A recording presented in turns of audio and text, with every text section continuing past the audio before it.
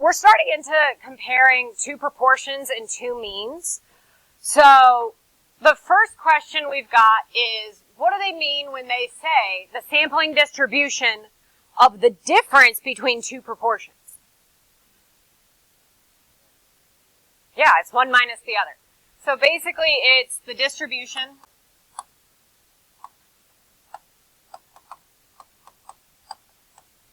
of p hat 1 minus p hat 2. All right. I know, like, holding pens hurts right now, and you get the hand cramp that you get at the beginning of the school year where you're like, what the crap? All right, so the next part says, what is shape, center, and spread of a sampling distribution for p hat 1 minus p hat 2? So I'm going to show you guys how to find. All right, shape, N1, P1, N2, P2,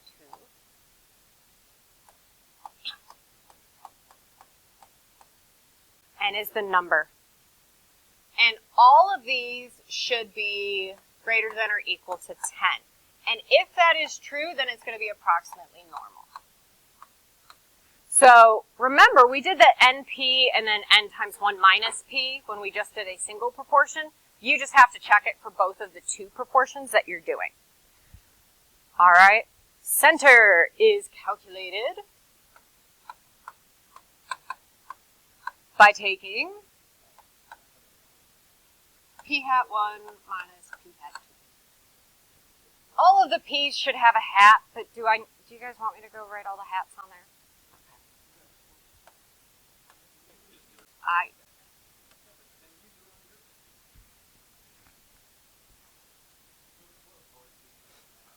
You get to pick which one's 1 and 2. So I'll give you two samples with two different proportions. You can pick which one you want to go off of. Yes. So you could flip-flop them? Yeah. All right. Last part is going to be spread. So spread is this massive monstrosity of a formula.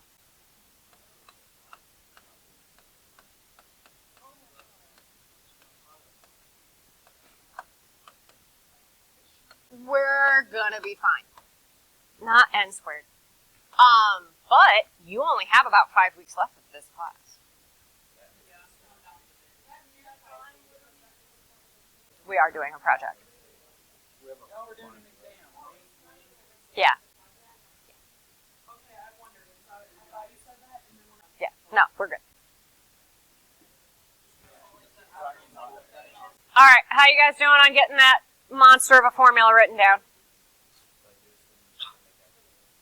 Yeah, you can end up entering all of this into the calculator. Yes. That's why I said grab calculators. Plus, I think I condensed this down into, I added in confidence intervals as well. So we're going to do it with confidence intervals. All right, so Nathan and Kyle both work for the DMV or BMV or whatever nonsense they call it. In Michigan, it's the Secretary of State office. Whatever. They live in different states. In Nathan's state, 80% of the registered cars are made by American manufacturers. Now, Nathan selects a random sample of 100 cars. Okay, so that's kind of important. So when we're looking at all of the info for Nathan, we have to find that shape. So that's where you go through and you do those 4 checks. All right, but we're only doing it with Nathan's stuff. So I've got to do number times P. That needs to be greater than or equal to 10. And we had 100 times 80%. And that's just going to be 80. And is that greater than or equal to 10? Yes. It should be a p hat. And then we got to do n times 1 minus p. So 100 times 1 minus 0.8, which is really just 0.2. So is 20 greater than or equal to 10? Yes, 20 is bigger than 10. No.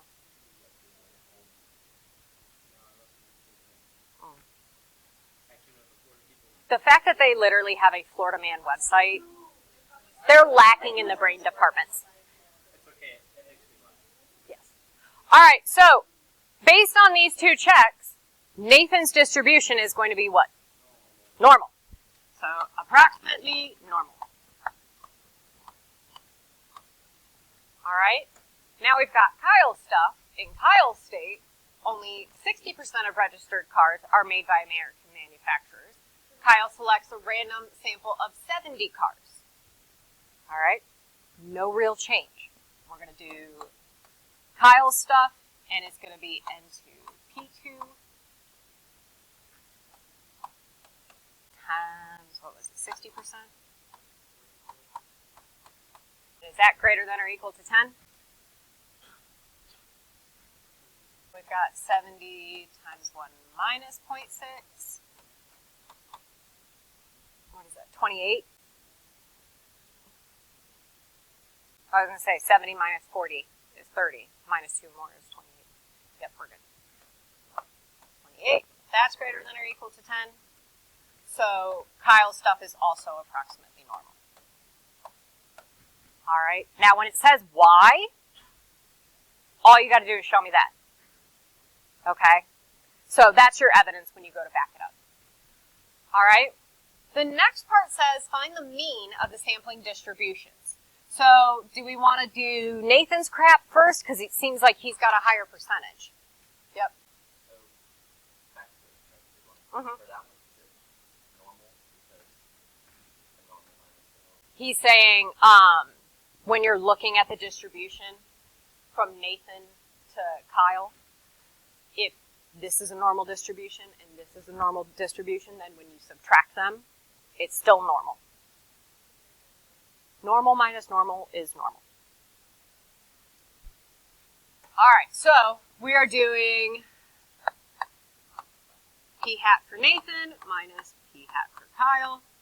So what was the P hat for Nathan again? Yep, so that's 80% minus the percentage for Kyle, which was 60%. That is 20%. So that is going to be our mean for the difference. When I say show your work, I mean just literally show me that you subtracted them. I know. I'm bringing out the real hard stuff. All right. Last part is we're going to find the standard deviation of this nonsense. Now, remember that giant horrific formula from earlier? It ends up, when you go to plug everything in, Nathan was blue, right? Yep.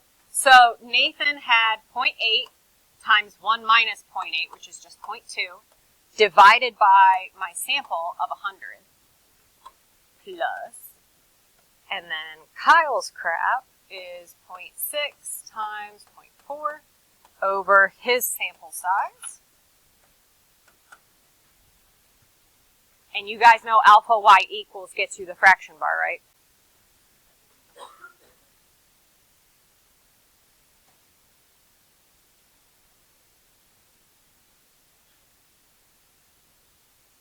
Yeah, it's about 7.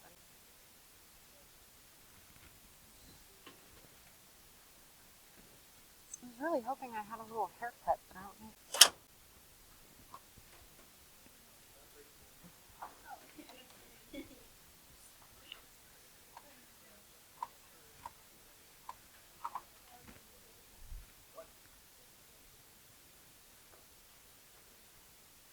All right, did we get about 0709?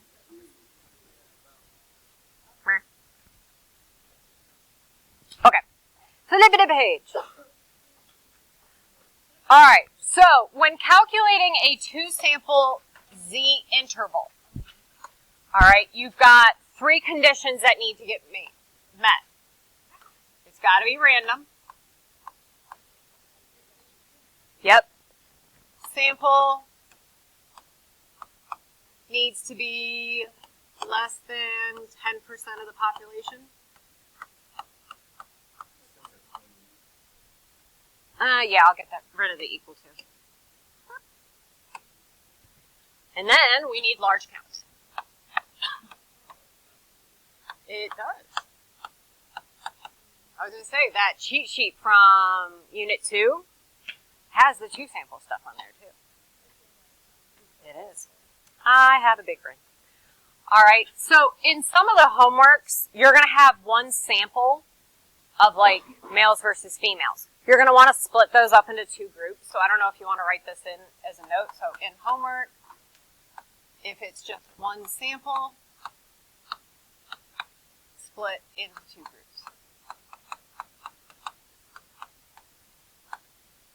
And it could be by gender, it could be by red versus blue. It's kind of just dependent on that. All right, so standard error is just going to literally be, we're literally just using standard deviation for it. Okay, so standard error, we are use the standard deviation formula, but instead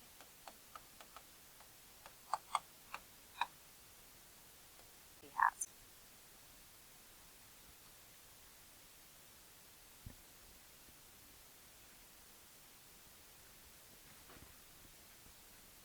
All right, we've got our final example.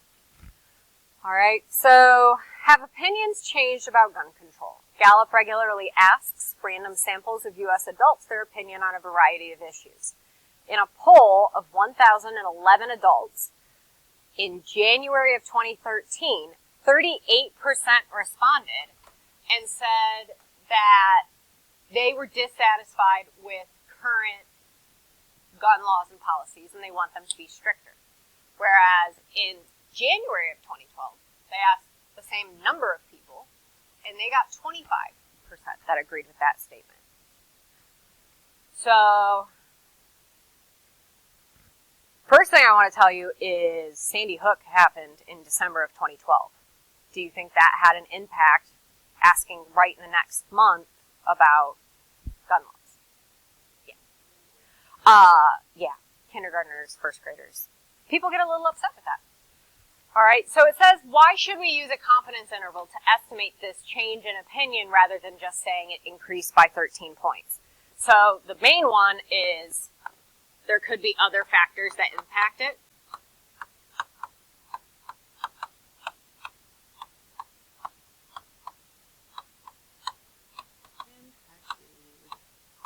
Those are the responses that they got.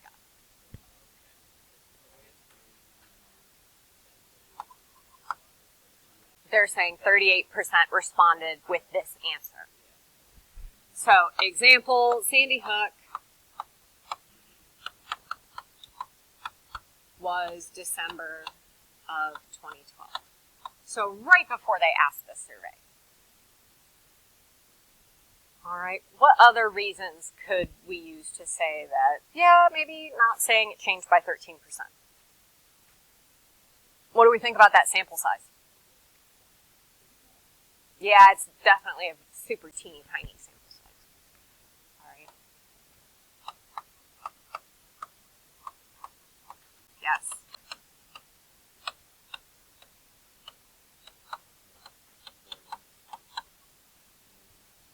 All right.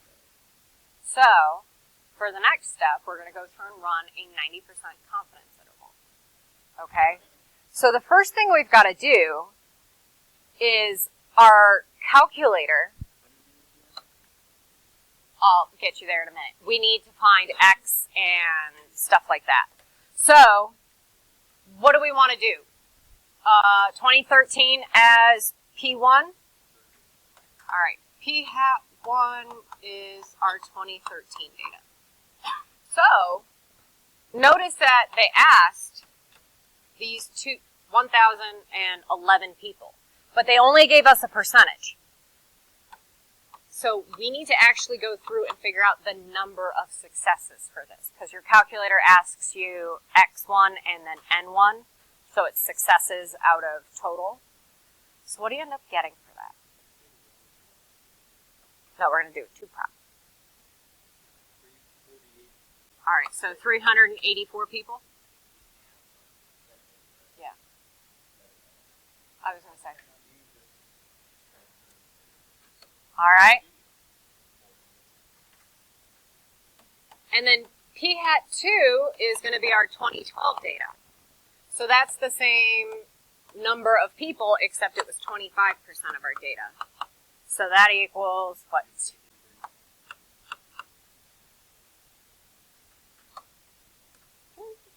All right. We could go through and do all of our checks. They already said it was random. Definitely less than 10% of the population. And then if we went through and did our NP counts, which is literally, that's going to be the 384 being greater than or equal to 10. And then that's definitely going to be greater than or equal to 10. All right, so large counts were good for 2013. Are we going to be good for 2012 as well? Yeah. We have a large enough sample size.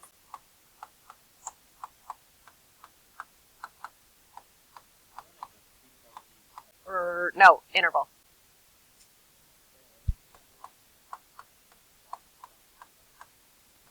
All right. What's 1 minus the 0.38? So, calculator time, and I don't know why I did not open my calculator. Stupid. Open. Mm-mm.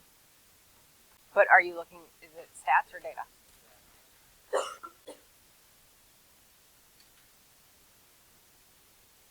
Shouldn't it be 2 prop? All right, so stat, go down to tests. You need a 2 prop z interval. So B. That's where you have means. So instead of dealing with percentages, you have means. All right. Florida do that. So stat, tests, and then B, if you're writing that down. Stat, test, B. X is our successes. So when we go through to write this, it's going to be X1 is that 384, and then N1 is that 1011, and then X2 is going to be that 253, and N2 is still 1011, and we are running a 90%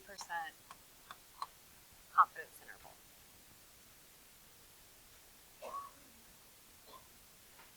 Yeah.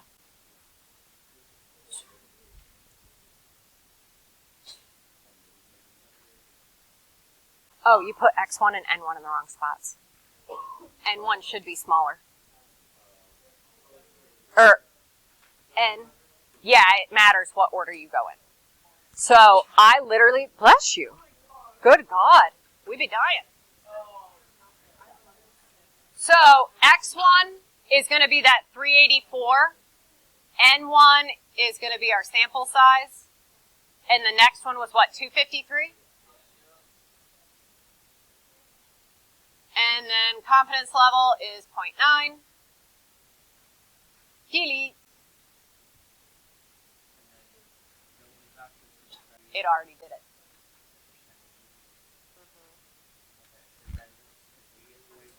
Yeah, that's in the interval.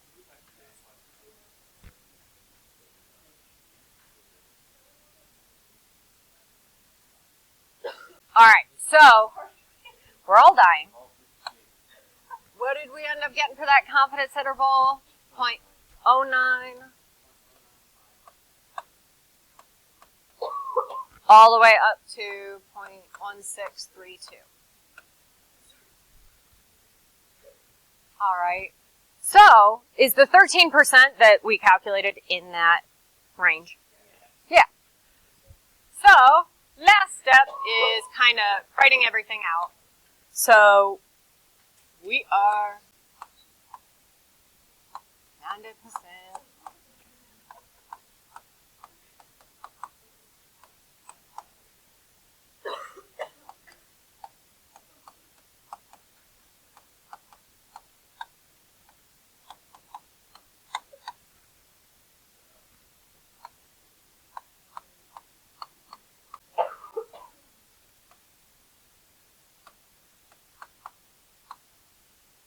Well, remember, when you do confidence intervals, you got to write that